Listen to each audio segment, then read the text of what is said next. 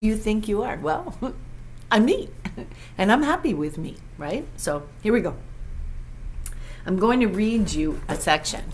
I'm having my one coffee while I'm doing this, and I might have to do a conditioner on my hair later, but I'm not doing that right now. I'm reading my book with you, and that's important to me. So I'm going to have my coffee. I got to clean my glasses here. They're not the greatest today. They're kind of... Actually, these glasses, I keep breaking my glasses. They're dollar store ones, and I have a friend who gives me glasses that she's picked up that she doesn't use, and these are one of them, and I absolutely love them. They're a green color, and I find them very pretty. I'm having a hard time with my lighting, as per normal. That's a normal thing for me. Okay, so let's get started with this. So I'm on page 42 if you have a book to look at it. So the name of the paragraph or the chapter is Who Do You Think You Are? I've heard that many times in my life. Okay, many times. So listen to this. So it says a solid, positive relationship with yourself is essential. There are no shortcuts.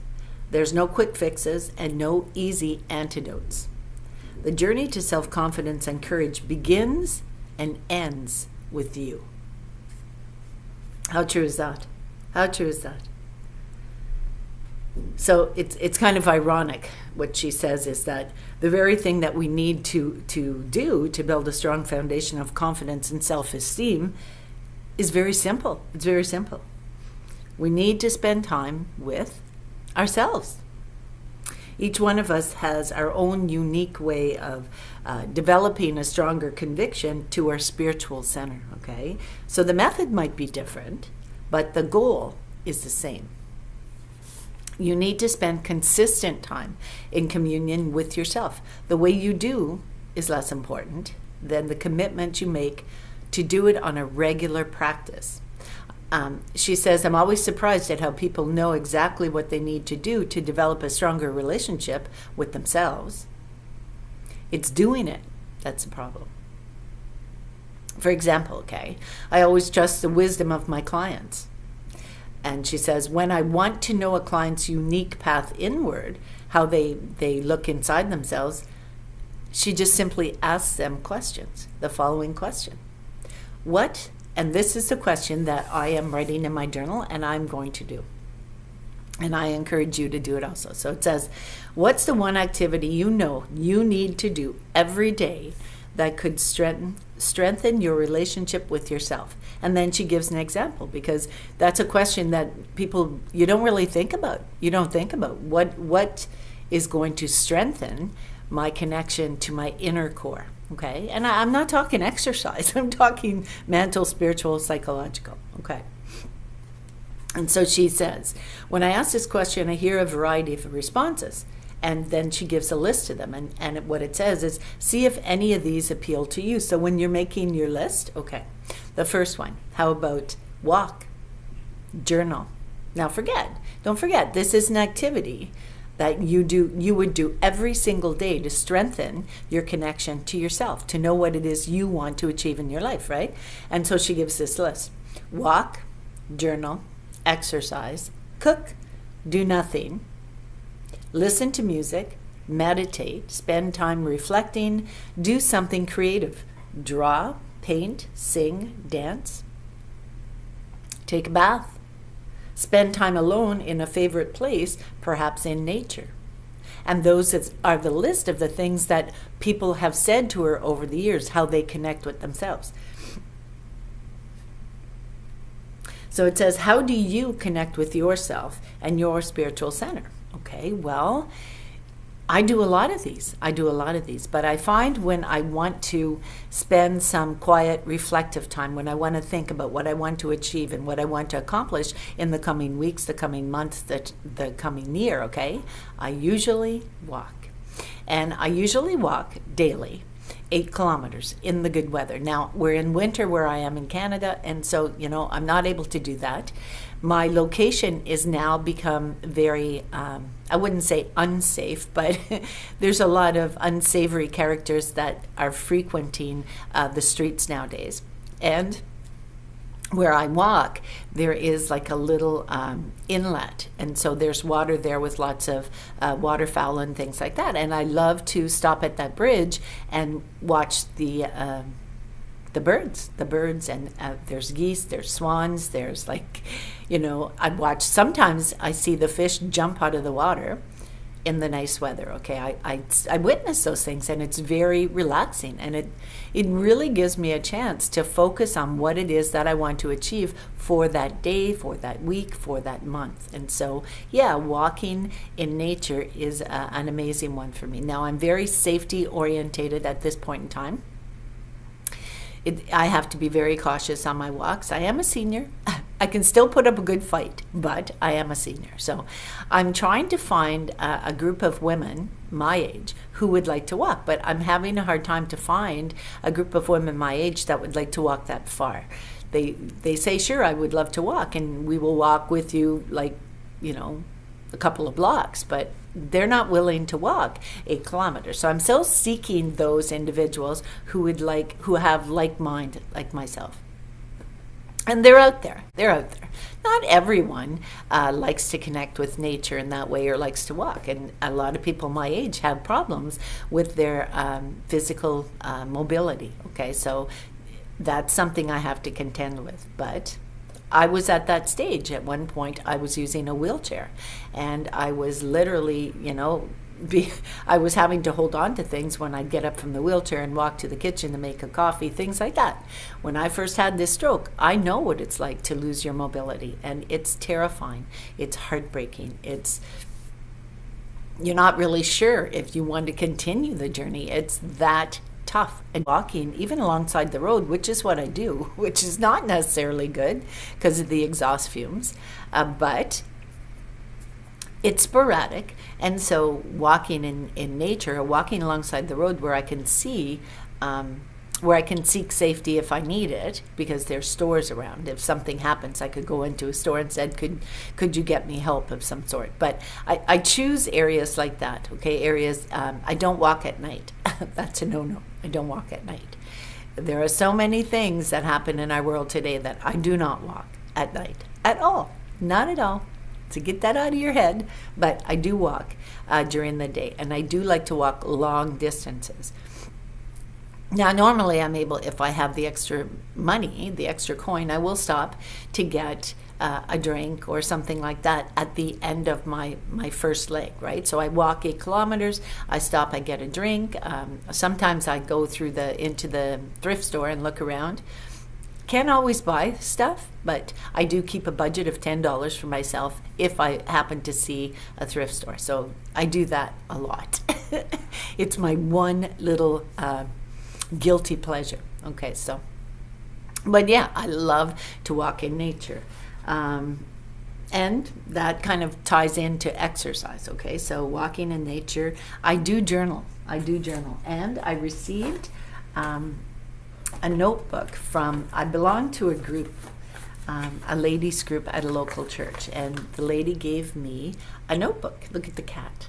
Isn't that beautiful? Yeah, look at the eyes. Anyway, so that's my journal, and I will continue to write in that. And I've been delving into things that happened in my past history, my past abuses that happened in my life, and I've been also turning to the good Lord up above for guidance. So I'm reading the Bible. I usually put an excerpt at the end of my videos, the past couple of videos, that's something that would relate to what I am talking about on my videos. So the good Lord up above, a support group, and some good old reading. Okay, so cook. I love to cook, and lately I've been trying gluten-free recipes. I have a friend who eats gluten-free, and so I've been trying recipes that she has encouraged me to do. Squash soup. I make gluten-free crackers. I did make a few for my friend, and she loves them, so they turned out good. So I'm trying different avenues, different flours, different spices. So And that's interesting. I do a lot of these things. Like I listen to music, not all the time, but I do like it. Sometimes I get so enthralled in something else that I'm doing. That I get so involved in it that, I don't think about putting the music on. But at a time when I'm feeling frustrated or things are just going the wrong way because I'm thinking negative and everything negative is magnifying, sometimes then I will put on the music. And I usually listen to the old 60s rock, and I'm talking the Platters, and I'm talking the Supremes, those people, right? Those singers.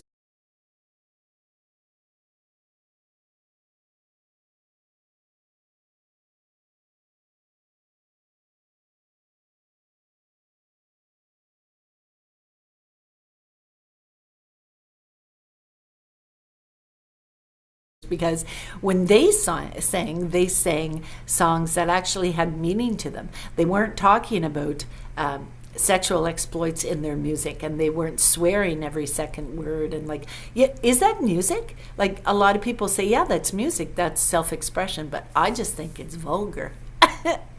What can I say? I'm a 60s child. What can I say? You do you, I do me.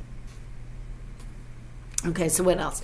I meditate. I do a lot of meditation. I do it sitting on the floor on my, I have a little blanket that I put, a native blanket that I put down, and I lay on it and I look at the ceiling and I just veg. And I think about things that normally just kind of lose their way in my life. I think about things that I don't think about daily, right? So it's good. I do a lot of it. I have one specific area that I am thinking of putting a big doggy cushion when I can afford it. I'm going to save the money, buy one of those great big doggy cushions, and I'm going to use it as my meditation type corner, right? And I'm going to put like a curtain that hangs from the ceiling, one of those silky curtains. I'm going to put it around. I'm going to make it pretty. I'm going to make it pretty, and I'm going to make it about me. This is about me, right? So I don't use incense because I believe anything that gives a smoke or burns is a carcinogen, and I'm not going to do that. So, but I do boil cinnamon, cloves, spices on the stove, and that kind of gives a scent to the air and helps me to, come back to balance. Cloves is amazing. You put a little bit of cloves and cinnamon in water, put it on the stove, and let it simmer, and it's an air cleanser. So be aware of that, and it's very calming, very beautiful. Now, I can't say I do this all the time, but I have done it in the past. Take a bath, a bubble bath, yeah. And then, bubble bath, I mean, I'm a female, right? Female internal organs. And you have to be careful because bubble baths will actually create yeast infections. They will cause problems. So I used to do it a lot. I don't do it anymore. I really don't. I do bath soak with Epsom salt. Epsom salts. You can buy them at the dollar store in those packages, and you can get like lavender, and that's very calming, or eucalyptus. I usually buy eucalyptus because it cleans the airways. You know what I'm saying? So, and I've done that quite a few times in a very, I won't say hot, but pretty damn close to it, hot bath with Epsom salts, whether it be lavender or eucalyptus. I do that, and I just veg right out. I have specific things that I do. I do foot care when I'm in the bath and I'm soaking.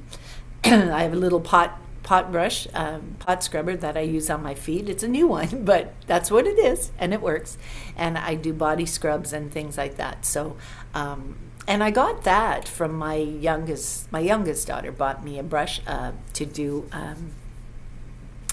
what is it called? It's like massage on the skin, and you kind of go around in circles. Well, I do that. I do that a lot. Actually, every single time I take a bath, the brush that my daughter introduced into my life, I use that every time I take a bath. And so my skin on my arms is very, very soft and very smooth.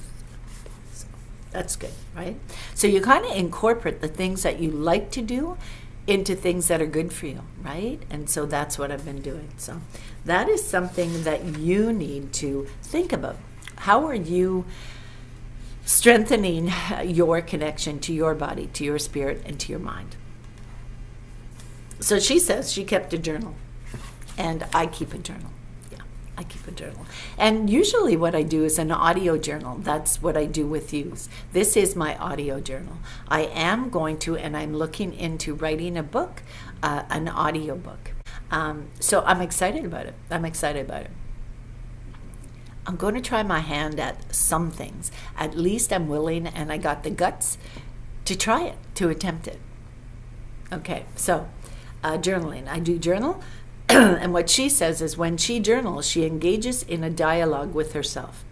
I capture my feelings, she says. This is her saying this. I capture my feelings, my reactions, my needs, my wants, desires, my fears on the page.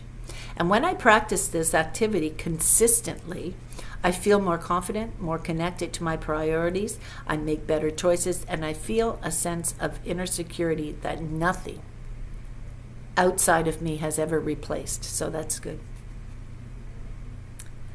So what it says is there's one simple action that can have a profound effect on your sense of self-worth and self-esteem, but it takes commitment and self-discipline to make it happen.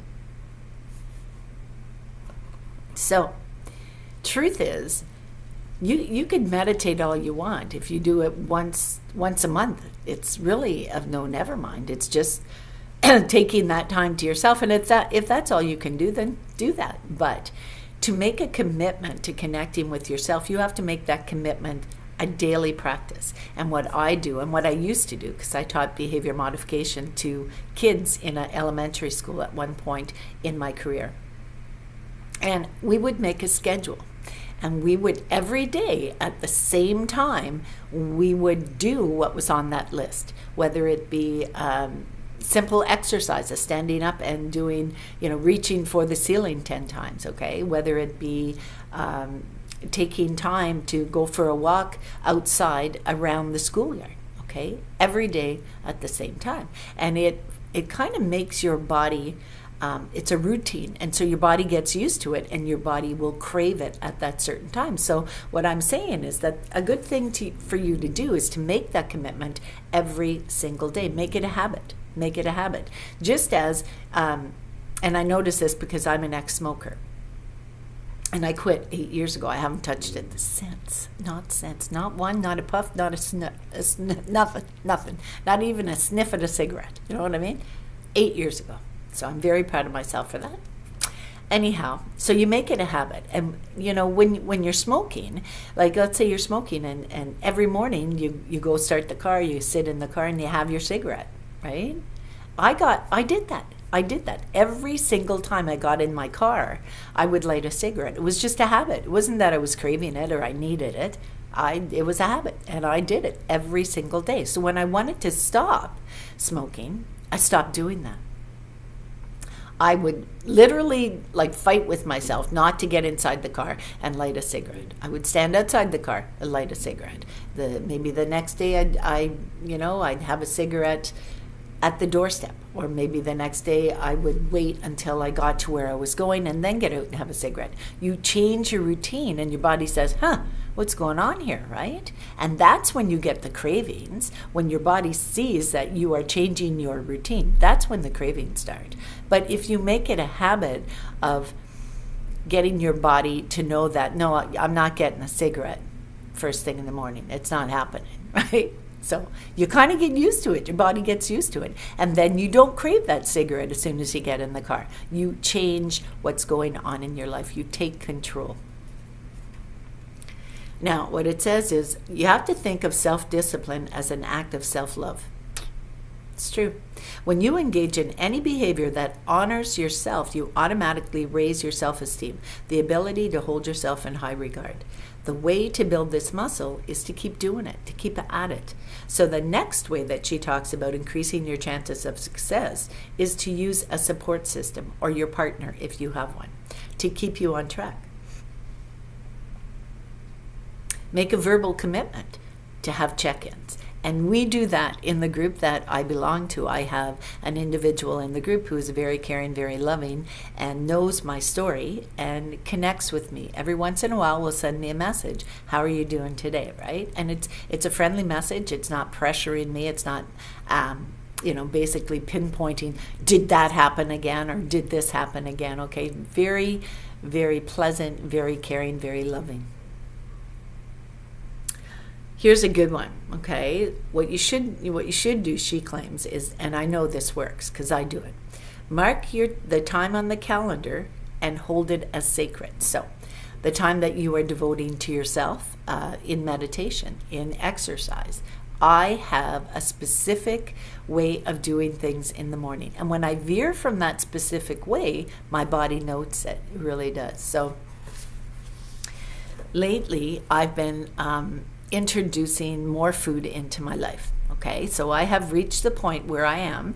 This morning I was 130. I'm okay with that because 3 pounds later, I'll be back in the scale that I want. But I'm trying to introduce the food at different times, okay? So a couple of days ago, I think it was on the weekend, I actually had pancakes with maple syrup, pure maple syrup. But I didn't overindulge. I had 3 small pancakes and I had some syrup. And that was good. And I was fine.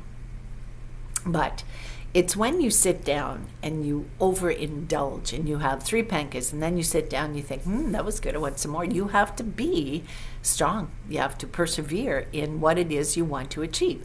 I wanted to lose weight. I did. I put the effort in. I focused.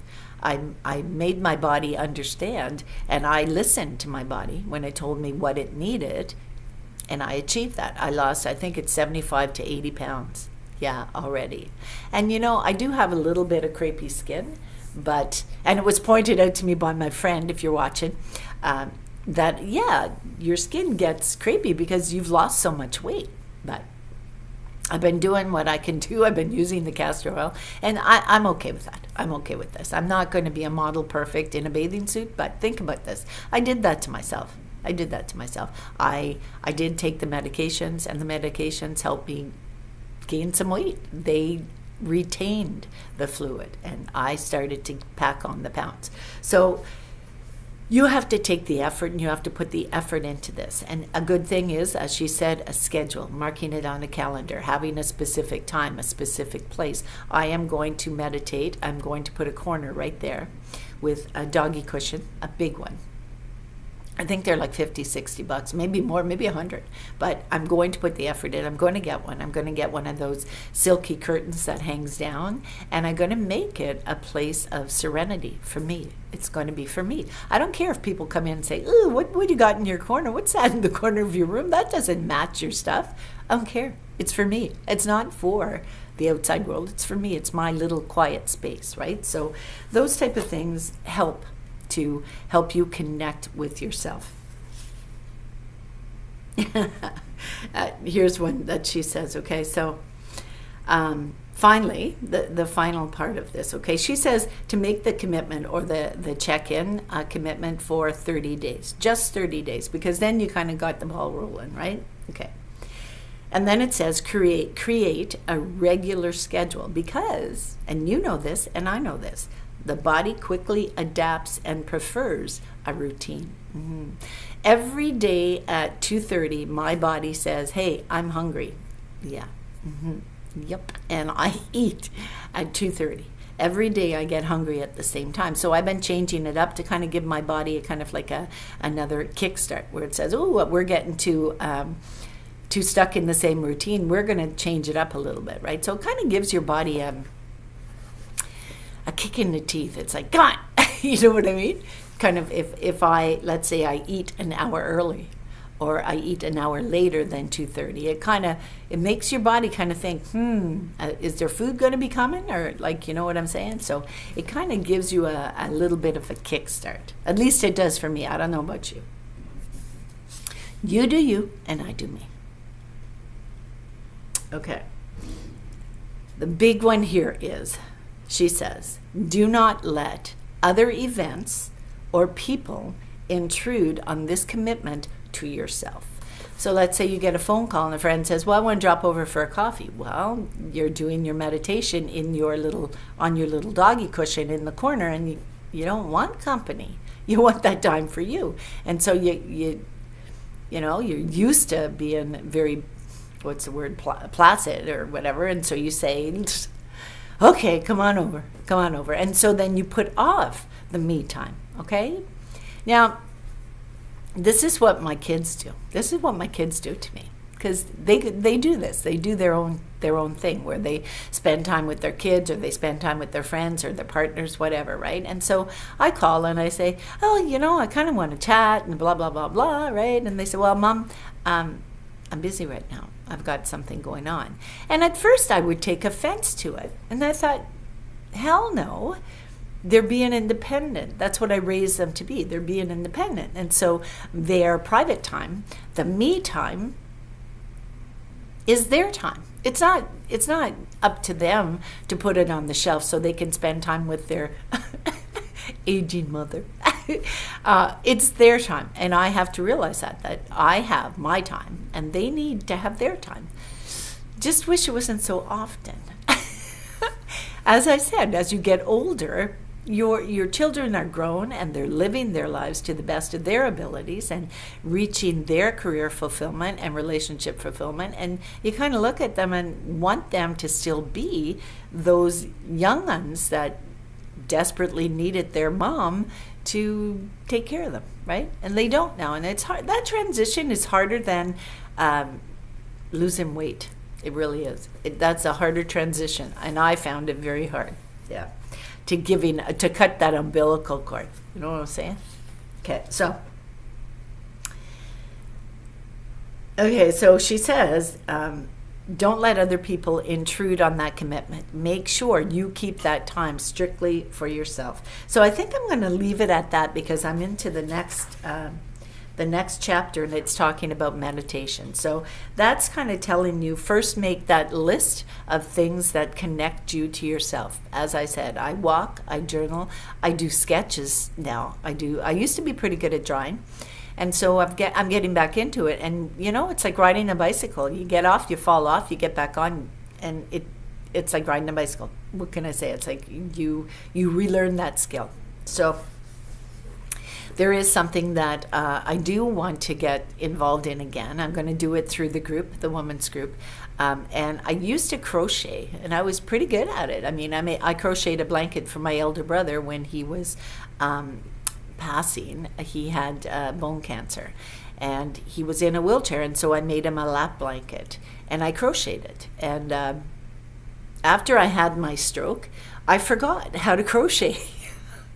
And that's a word of lie. I forgot how to crochet. And so, I want to get back into it. So there's a lady at the group. Well, I haven't seen her for a while, but she did tell me that she would help me do that. She would, I think it would be like riding a bicycle. I'm not sure, though. I'm not sure. Because the sketches I found, it came easy. The artistry in me, that came out easy. And I haven't done it, before lately, like a couple of days ago I sketched, but after I had the stroke, and that would have been, like I said, 8 years ago, but I had a mini stroke, not that long ago, a mini stroke, but I was stressed out from some things in my life, and I had to learn how to bring myself back into balance. And I came up with a new method of keeping my blood pressure down, and I utilize holistics, so I use cayenne, and it works for me. But that's just me.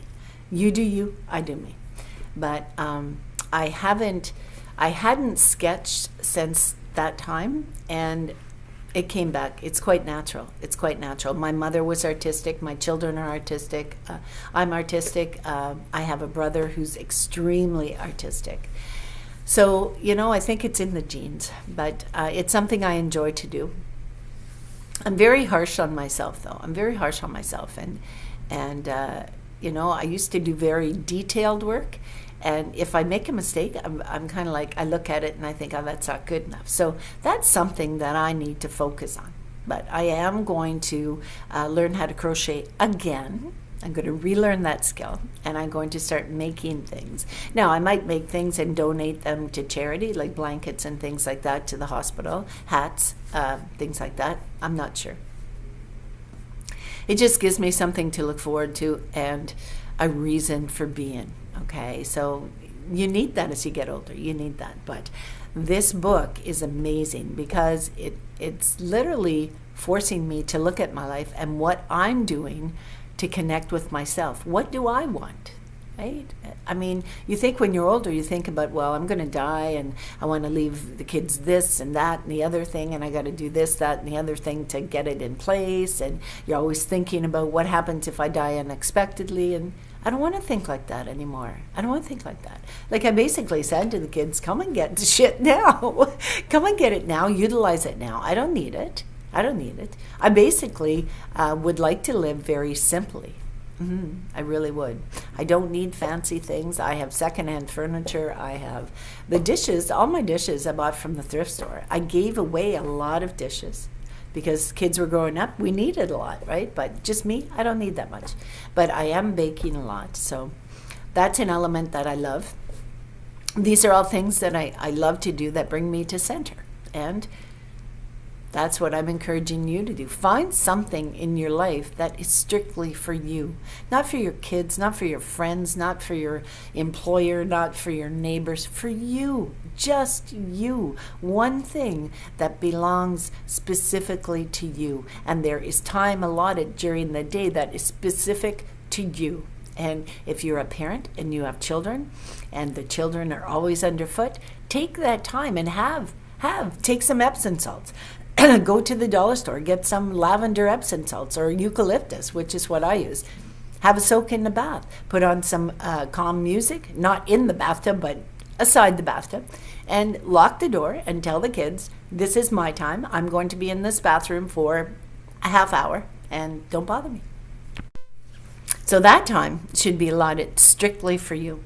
And they need to know that, okay, comes 12:30, 1 o'clock, or whatever time you allot for yourself, maybe after supper, and it comes to, let's say, 6:30, and they look at the watch and say, where's mom? Oh, okay, I know where mom is. She's doing her me time. And you could even make a sign. Use your creativity. Make a sign or make a calendar. Hang it on the bathroom door. This time, from this time to this time, is mom's time. This is my time, or daddy's time, okay? This is my time. This is the time when I am going to do what I want to do, okay? Whether it's drawing, sketching, walking, taking a bath, okay? Whatever it may be, you decide. You decide what it is you want to do. Now, think about this, right? Who of you haven't gone to the bathroom to do your thing and had kids? And the kids, as soon as you're in that bathroom, they seem to have to go pee or poop. Yeah. Bang, bang. Mom, I gotta go. And so your quiet time is shortened, right? Because which parent of us is not going to let them in if they have to go poop? You don't want it all over the floor, you know what I mean? So you let them in, they do their poop, they stink up the bathroom, and you're in the bathtub sitting in this bathtub trying to soak, and they're pooping, right? And then they leave, and 10 minutes after they leave, the next one comes in. Mom, I gotta go bathroom. Come on, I gotta go bathroom. Let me in, right? It's almost like they wait until you're taking your bath. So what you do is, before you go into the bathroom, you say, okay, I'm gonna give you a warning. If you gotta pee or you gotta poop, get in there and get it done now, because when mom goes in that bathroom and I close that door and I lock it, no one's getting in. So you might need a chamber pot because you're not getting in that bathroom. Be aware of that and stick to it. And they'll soon learn that before mom has her time in the bathroom, they're going to empty those bowels ahead of time, and they're going to air out the bathroom and turn that fan on so you can have some me time. So you can't get any more realistic than that. I don't have to worry about someone going in the bathroom and stinking it up before I'm taking a bath, because I'm a senior and my kids are all grown. But kudos to you that are raising children and don't get that me time. It's time to maybe enact that schedule that you are so vehemently pushing to the side to focus on everybody else and their issues. So I shall see you on the next video. The good Lord be willing. Bye-bye.